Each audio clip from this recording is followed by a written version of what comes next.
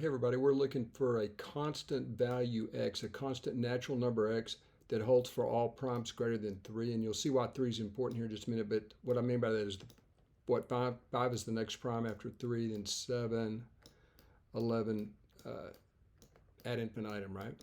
Okay. Now, y'all, this tau function, it's another word for a divisor. It counts the divisors, the number of divisors in its input. So the one that's of interest to us today, we'll call it, I'll make it probably look more like a t than a tau here.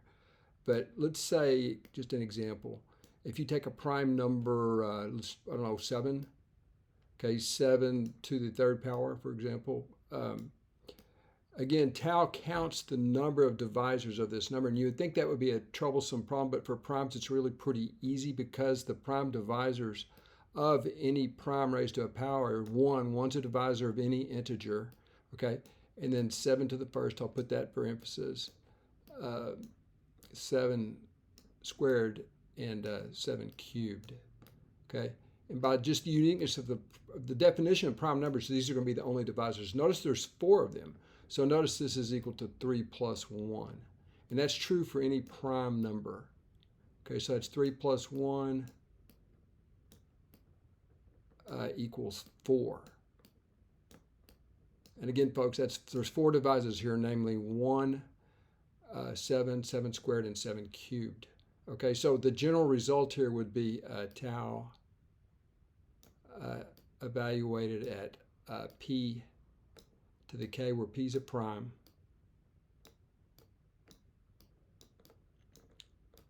is equal to k plus 1.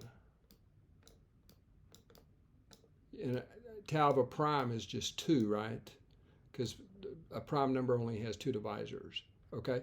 Now, we're going to go ahead and assume this, what they call a coprimeness between the inputs. We're going to assume that p and x don't have any common factors other than 1, okay? And that's important because it allows us to split this tau function. It becomes what they call multiplicative.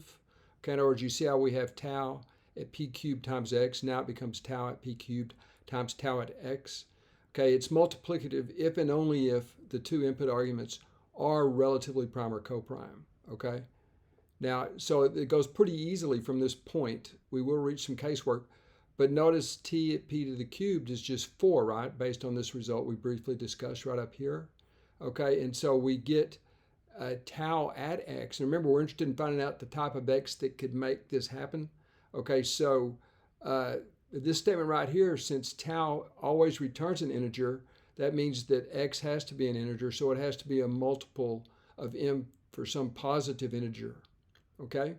And so at this point, I know of no better way than just to case check. Okay, we're going through using this result, seeing if we can dig up an x that actually works. Now, I'll just do one. None of these are equal. You guys can verify. I'll do one of them just to confirm. Tau at 20 is the same as tau at 2 squared times 5.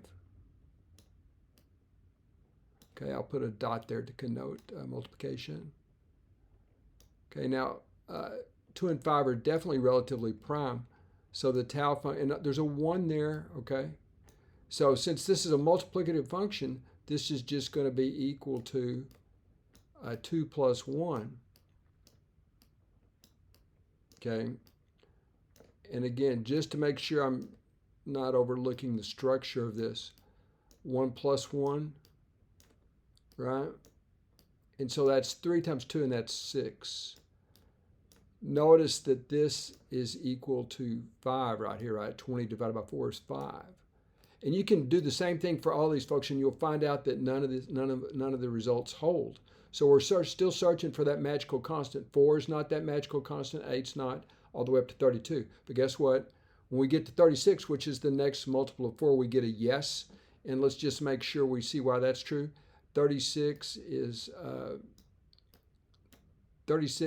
2 squared times 3 squared, right? 4 times 9. And we increment each of those exponents. Those are prime, relatively prime numbers. So this would be equal to 2 plus 1.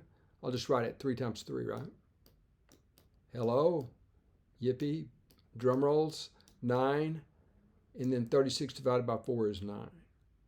So we found a value. I'm not saying 36 is the only value, but 36 is the answer.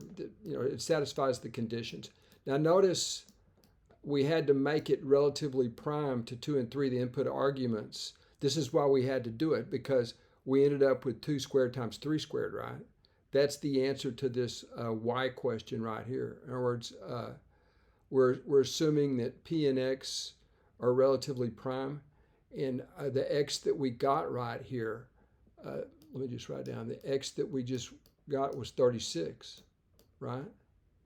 And again, that's equal to 2 squared times 3 squared, right? And so you can see why we left out 2 and 3 right here. You see, 2 and 3 would be the primes not included here. We start at 5, 7, and 11, right? And otherwise, if we allowed for 2 and 3, then this splitting operation wouldn't occur, that we couldn't exploit the multiplicative character of the tau function. But in any event, the solution here, one of the solutions, I'm not claiming this is unique. There may very well be another one. I was just getting tired and I found one that worked, and so I said, hey, 36. So there is one, and one of them is 36, but a priori we don't know if there's another. So anyway, we'll leave with that. Hope you enjoyed.